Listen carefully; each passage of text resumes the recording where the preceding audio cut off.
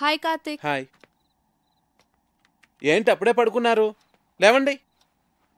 Please పడుకోని.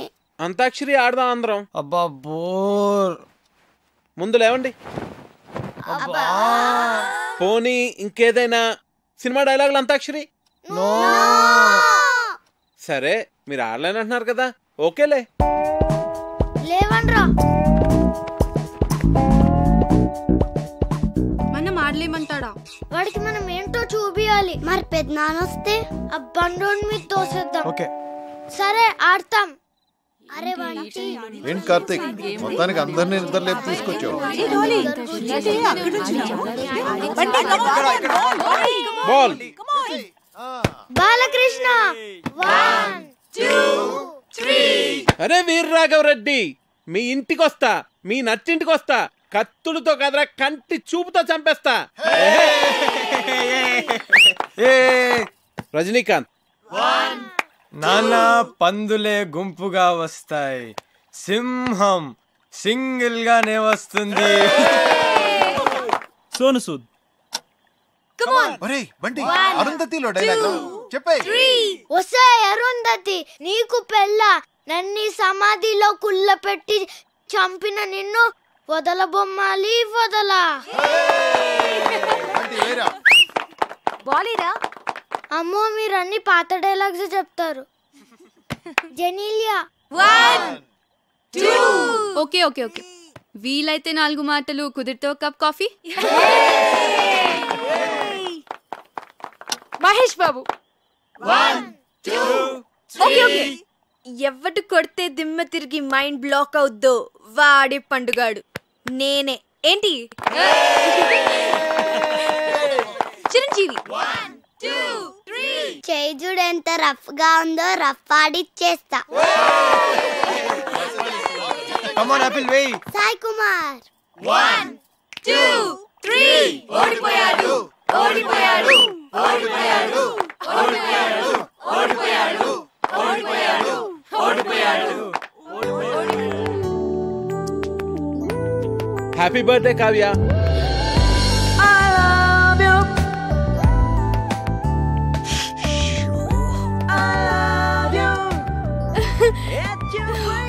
Many happy returns of the day. Thank you.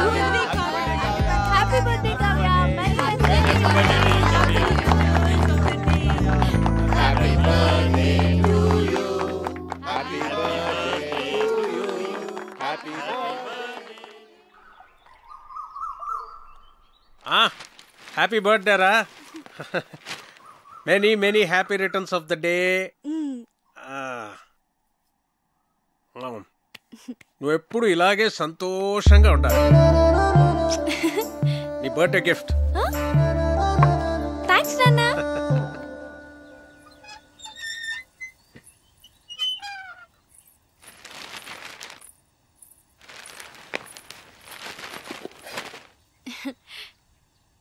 Many happy returns of the day. Thank you thank you. Aunty ఉన్నారా uncle? ఆంటీయా? Aunty గుడికి వెళ్ళిందమ్మా. కూర్చో, ఒక్క నిమిషం వస్తా ఇప్పుడే.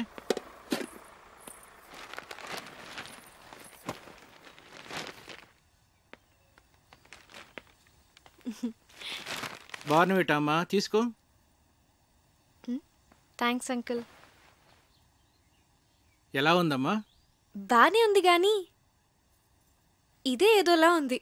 ఆర్ట్ పేరు కదా. చాలా. అదే నీకు చెప్పాలనుకున్నాను. అందుకే ఈడు జోడు అంటారు.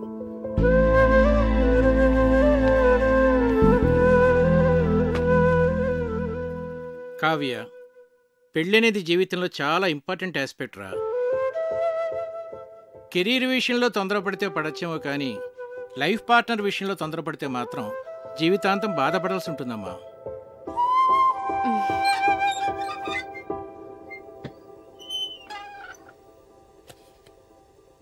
అంకుల్, మీరు ఆంటీతో హ్యాపీగానే ఉన్నారుగా? ఎలా ఉన్నావా? బాగున్నా ఆంటీ. పుట్టినరోజు శుభాకాంక్షలు.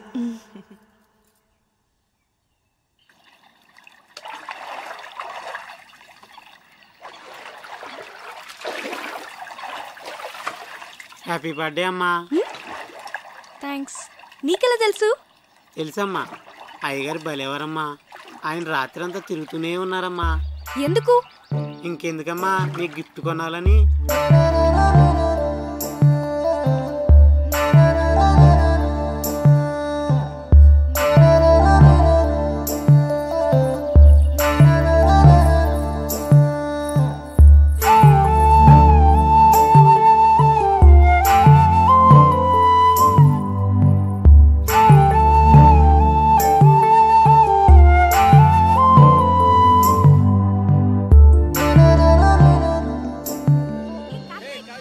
నీ కూతురు డీప్ లవ్లో ఉందిరా. లావుగా ఉన్న నా భార్యను ఎగ్జాంపుల్గా చూపించి నువ్వు హ్యాపీగానే ఉన్నావు కదా అంకుల్ అని అడిగింది. నీ కూతుర్ని నిలదీయకుండా కరెక్ట్గానే డీల్ చేసావురా. నాకు ఇప్పుడు ఏం చేయాలో అర్థం కావట్లేదురా. భయపడకు, ఇందులోంచి మన అమ్మాయిని ఎలా బయటికి తీసుకురావాలో నేను ఆలోచిస్తాను. నువ్వు ధైర్యంగా ఉండు. ఈ డాక్టర్ ఎక్కడున్నాడు?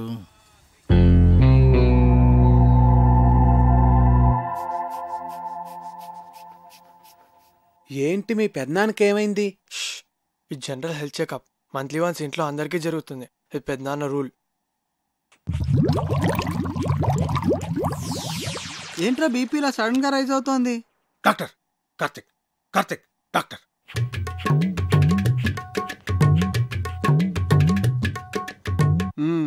Okay, BP normal.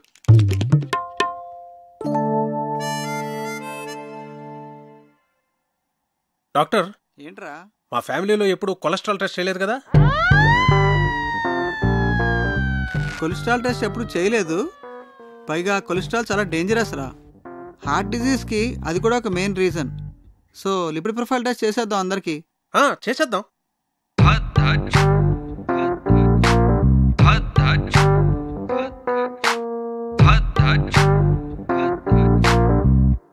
అనగనగా ఒక రాజు, ఆ రాజుకేమో 7 కొడుకులు. కావ్య, అమ్మ కావ్య, రిపోర్ట్స్ వచ్చాయి. నాన్నలేడా ఇంట్లో? ఉన్నారు అన్నయ్య. ఏంట్రా ఏంటా కంగారు? చాలా మంచిదేంద్రా కొలెస్ట్రాల్ టెస్ట్ చేయించడం. నాకు తెలుసురా, అందుకే చేయించమన్నా. మరి ఎలా నెగ్లెక్ట్ చేసావురా? నాకు కూడా అతను మొన్నే పరిచయం. నువ్వు కేర్ తీసుకోవడానికి అతను పరిచయం అవడానికి ఏమిట్రా సంబంధం? అతని హెల్త్ పొజిషన్ నాకెలా తెలుస్తుందిరా? నీ బొందా, నేను చెప్తున్నది నీ గురించి. నాకా? రిపోర్ట్లు ఏమో మారుంటాయి, సరిగ్గా చూడు. రిపోర్ట్సే మారలేదురా, కరెక్ట్ రిపోర్ట్సే. నువ్వు కొంచెం జాగ్రత్తగా ఉండాలి. ఏది పడితే అది తినకు. రే, నాకెలా రా కొలెస్ట్రాల్ ఉంటుంది? వాకింగ్ చేస్తున్నాను, సన్నగున్నాను. సన్నగా ఉంటే కొలెస్ట్రాల్ తక్కువ ఉంటుంది, లావుగా ఉంటే కొలెస్ట్రాల్ ఎక్కువ ఉంటుందని ఎవడరా చెప్పింది? తప్పుడు అభిప్రాయం తెలుసా? దానికి మీరు ఇద్దరే లైవ్ ఎగ్జాంపుల్. అతను చూడు, లావుగా ఉన్నాడు, కొలెస్ట్రాల్ నార్మల్ గా ఉంది, హెల్దీగా ఉన్నాడు. నువ్వు సన్నగా ఉన్నావు కానీ కొలెస్ట్రాల్ ఎక్కువ ఉంది. ఏం మాట్లాడుతున్నాడు వీడు? సరే అయితే నీ రిపోర్ట్స్ చూడు. ఏదంకల్? చూడమ్మా, హెచ్డిఎల్ చూడు. ఇక్కడ డాక్టర్, అన్నయ్యకి ఏం పర్వాలేదుగా? ప్రస్తుతానికి ఏం పర్వాలేదు. రా, కొలెస్ట్రాల్ లెవెల్ ఎలా తగ్గించాలో చెప్తాను.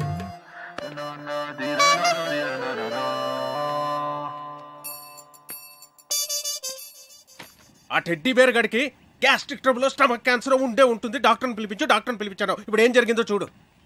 నీకు బీపీ ఉందని తెలిసింది కదరా? ముందు లేదు, ఇప్పుడు ఆడి వల్ల వచ్చింది. వాడు దొరుకుతాడు అనుకున్నాను, నువ్వు దొరుకుతావని నాకేం తెలుసు? వాడిని ఎలారా ఇక్కడి నుంచి తరివేయడం? Lakshmipati, wait and see.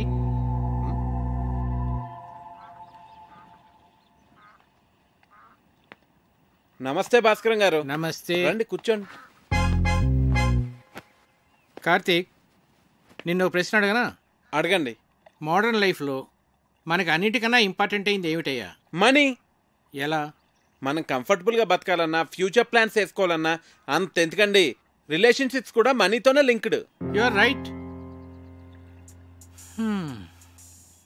కానీ ఒక్కోసారి బళ్ళు ఓడలు అవుతాయి, ఓడలు బళ్ళు అవుతాయి. ఏమీ చెప్పలేమయ్యా, మన చేతిలో ఏమీ లేదు. ఏమైందండి? మీరేమైనా ఫైనాన్షియల్ క్రైసిస్లో ఉన్నారా? చీచీ, నాకేం కాలేదయ్యా, మన లక్ష్మీపతికే. ఆయనకేమైందండి? ఆయనకేం కాలేదు. ఆయనతో ఉంటే మనకవుతుంది. ఉన్న ఆస్తి అంతా కోర్టు గొడవల్లో పోయిందయ్యా. వాడు మాత్రం ఈ విషయం ఇంట్లో చెప్పకుండా అప్పులు చేసి బతికేస్తున్నాడు. ఉన్న కాస్త డబ్బు ఇదిగో ఈ ఇంటి మీద ఖర్చు పెట్టాడు. నిజంగానా? నా మీద ఒట్టయ్యా బాబు. అందుకే ఈ మధ్య వాడితో నేను కలిసి తిరగటంలా. అవసరమైతే తప్ప మాట్లాడలేదు కూడా. ఏదో ఒక రోజు పొద్దున్నే వచ్చి ఓ 10 లక్షలు అప్పు అడిగాడు అనుకో, ఫ్రెండ్షిప్లో కాదనలేం కదా.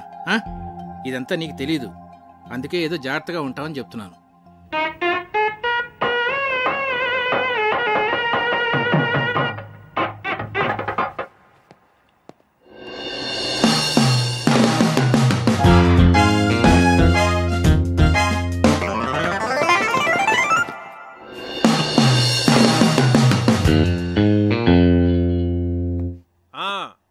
మర్చిపోకండి, ఆ డెకరేషన్లో కరెక్ట్గా చేసే వాళ్ళకి పురమాయించాలండి. ఆ తర్వాత మన ప్రియ పెళ్లిలో అన్ని రకాల నాన్ వెజ్లో ఉండాలి అక్కిరాజ్ గారు. మర్చిపోకండి. సరే.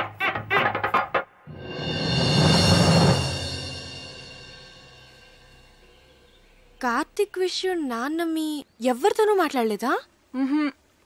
అదే మాకు అర్థం కావడం లేదు. ఏం జరిగినట్టే చాలా నార్మల్గా బిహేవ్ చేస్తున్నారు బావగారు. ఏం మాట్లాడినా ప్రియా పెళ్లి విషయం మాత్రం మాట్లాడుతున్నారే కానీ కార్తీక్ విషయం మాత్రం ఎత్తడం లేదే. అంటే నాన్న ఏదో ప్లాన్ చేస్తున్నారు. మొన్న కొలెస్ట్రాల్ టెస్ట్ దగ్గర సేవ్ అయ్యాడు కానీ ముందు కార్తీక్ని ఇక్కడి నుంచి పంపించేవే.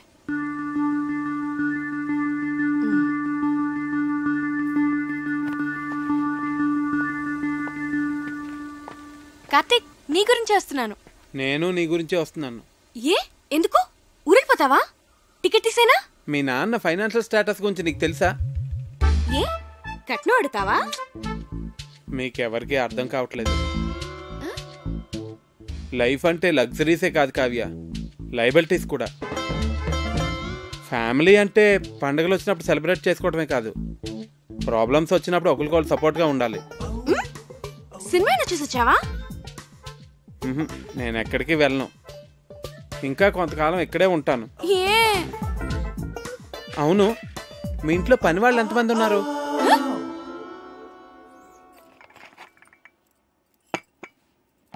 అయ్యగారు ఏంటి? అయ్యగారు, మీరు బాగున్నప్పుడు నేను జీతం తీసుకుంటానండి. ఆయన దుబాయ్లో బాగానే సంపాదిస్తున్నారు, నాకేం పర్లా, నేను బాగానే ఉన్నానండి.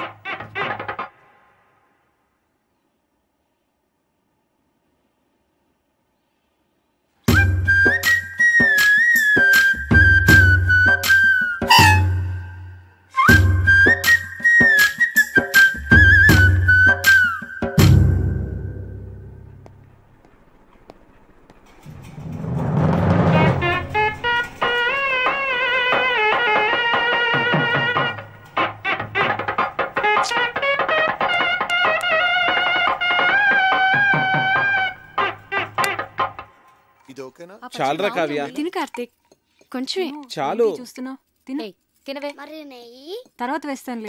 కళ్యాణి, మండువాలో ఫ్యాన్స్ అయి ఊరుకునే తిరుగుతున్నాయి, చూస్తే ఎవరూ లేరు. నేను ఆఫ్ చేసేసాను.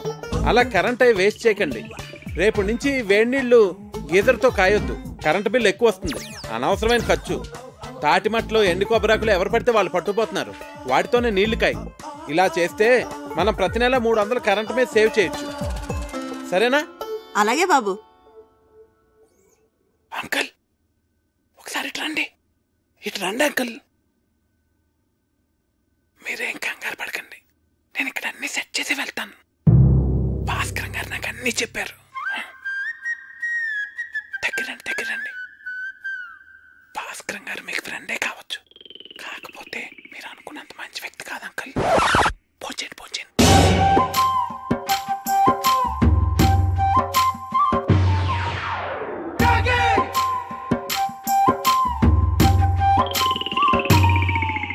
అసలు ఏం చెప్పారో వాడికి? నువ్వు కంగారు పడకు, నన్ను కంగారు పెట్టుకో. అసలు ఏం జరిగిందిరా? మా పనోళ్ళు జీతాలు తిరిగి చెడిపోతున్నారు. ఆ టెడ్డీ బేరగడమో పొదుపు చర్యలు అంటాడు, పైగా ఆ భాస్కరం మీరు అనుకున్నంత మంచోడు కాదంటాడేంట్రా. ఇలా అడ్డం తిరిగిందేమిట్రా కదా. నన్ను కొంచెం స్థిమితంగా ఆలోచించుకునేరా. భాస్కరం గారు, రిజిస్టర్ పోస్ట్ ఇంట్లో ఇచ్చానండి. రాజుగారు, నేను విన్నది నిజమేనా అండి? మీరేం భయపడకండి, మన ఊరు మొత్తం మీతోనే ఉంది. ఉంటానండి. ఆయ్. ఇదిరా నా పరిస్థితి. ఏం చెప్పావురా వాడికి? కోర్టులో నీ ఆస్తంతా పోయిందని, నువ్వు బికారి అయిపోయావని చెప్పాను. ఏంటి? నాకేం తెలుసురా వాడు ఇంత పెద్ద ఇష్యూ చేస్తాడని.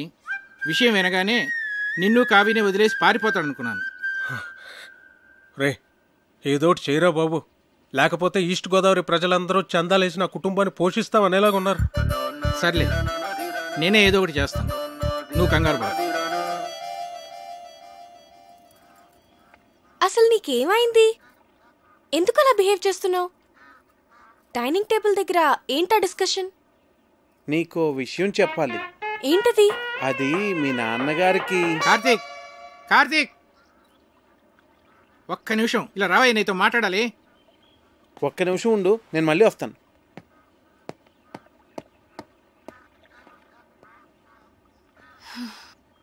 నీకు గుడ్ న్యూస్ అయ్యా, లక్ష్మీపతి గారి ఆస్తంతా తిరిగి వచ్చేసింది. అదేంటండి, కోర్టులో పోయిందన్నారుగా? హైకోర్టులో నెగ్గాడయ్యా. జడ్జి గారు స్వయంగా ఫోన్ చేసి నాకు చెప్పారు. నా మీద ఒట్టయ్యా బాబు. ఎక్కడికి వెళ్తున్నావు? వెళ్ళి అందరికీ చెప్దాం. అసలు ఆస్తి పోయిన విషయమే ఎవరికి తెలియదు నాన్న.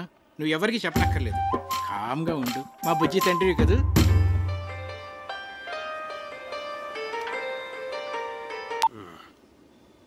హలో రావు గారు, ఎలా ఉన్నారు? నేను బాగానే ఉన్నానండి. చెప్పండి. అది మరేం లేదండి, మీరేదో ఫైనాన్షియల్ క్రైసిస్లో ఉన్నారని విన్నాను. ఎవరు చెప్తున్నాడండి మీకు ఇలాంటివన్నీ? అయ్యో, మీరు అలా ఇరిటేట్ కాకండి. ఒకవేళ ఏదైనా ప్రాబ్లం ఉంటే చెప్పండి, పర్వాలేదు. వెళ్ళి పోస్ట్ పోన్ చేసుకుందాం. మాకేం ప్రాబ్లం లేదు, మేము అర్థం చేసుకోగలమండి. చూడండి, నేనే క్రైసిస్లోని లేను. ఎవరు చెప్పిన మాటలు వినకండి. ప్రియ పెళ్లి అనుకున్న టైంకి చాలా గ్రాండ్గా జరుగుతుంది. సరేనండి? సరే, మీతో నేను మళ్ళీ మాట్లాడతాను. Okay okay. ఇక్కడున్నారా? మీకోసం అంతా వెతికాను. ఇదిగోండి, తినండి స్వీట్. ఓ, మీరు డయాబెటిక్ కదా? నేను చాలా హ్యాపీగా ఉన్నానండి మీ ఆస్తి అంతా తిరిగి వచ్చేసినందుకు. తినండి.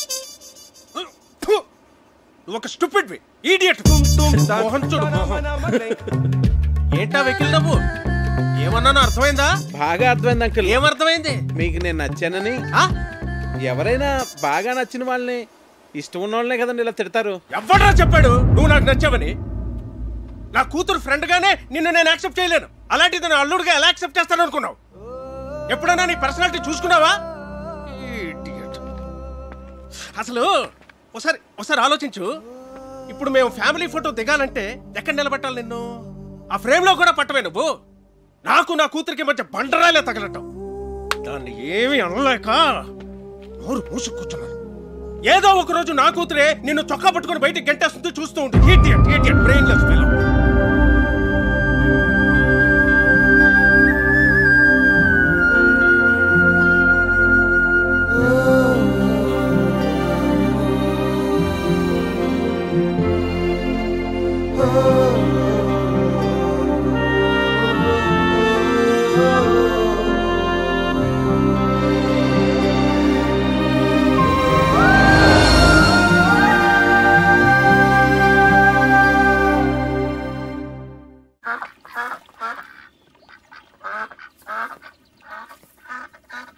ఏంటి, మొత్తం ఊరంతా తిరిగేసి వచ్చావా? ఉండు, కాఫీ తెస్తాను. మీ నాన్నకి నేను నచ్చలేదంట.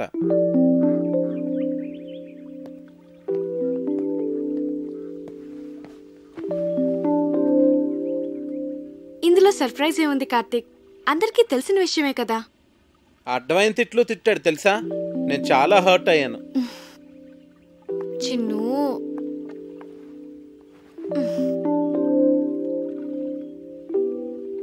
నేను మీ నాన్నని మన పెళ్లికి కన్విన్స్ చేయలేను అనిపిస్తుంది కావ్య. నువ్వు చాలా ఈజీగా కన్విన్స్ చేయొచ్చు కార్తీక్. ఎలా? ఆర్మీ వాళ్ళని కన్విన్స్ చేయడం చాలా ఈజీ. నిజం. మా డాడీని నేనే కన్విన్స్ చేద్దాం అనుకున్నాను, ఇంతలో నువ్వు వచ్చేసావు. సర్లే, ఇక నువ్వే డీల్ చేయాలి కదా మరి. చిన్ను, మా నాన్న మా అమ్మని పెళ్లి చేసుకోవడం కోసం తాతయ్య నొప్పించడానికి ఎన్ని కష్టాలు పడ్డాడో తెలుసా? చివరికి తాతయ్య ఒప్పుకున్నాడు. మా తాతయ్య మా నాన్న కన్నా చాలా క్రిటికల్ పర్సన్. నీ గురించి నీకు తెలియదు చిన్ను. నన్నే నువ్వు ఇంప్రెస్ చేయగలిగింది మా నాన్నని ఇంప్రెస్ చేయడం నీకెంత పని చెప్పు. నువ్వు స్ట్రాటజీస్ వేస్తావే అవన్నీ అప్లై చేయి, సింపుల్. అవునా?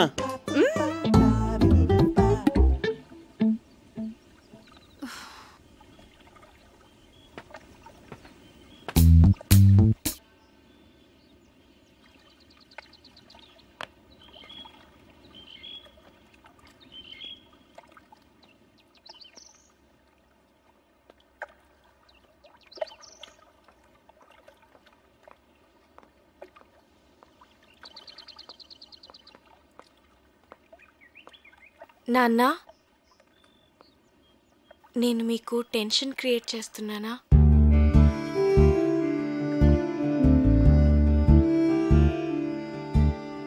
ప్రియా మ్యారేజ్ అయిన తర్వాత మాట్లాడదాం అన్నారు కదా, మీరు ఇక వరీ కావద్దు నాన్న.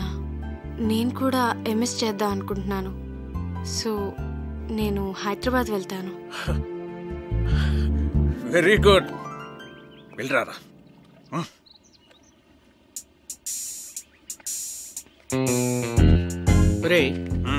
హైదరాబాద్ వెళ్ళాక వాళ్ళిద్దరు అక్కడ పెళ్లి చేసేసుకుంటేను. చచ్చా, నా కూతురు నాకు చెప్పకుండా అలా చేసుకోదురా. చేసుకుంటుందంటావా? ఏమో.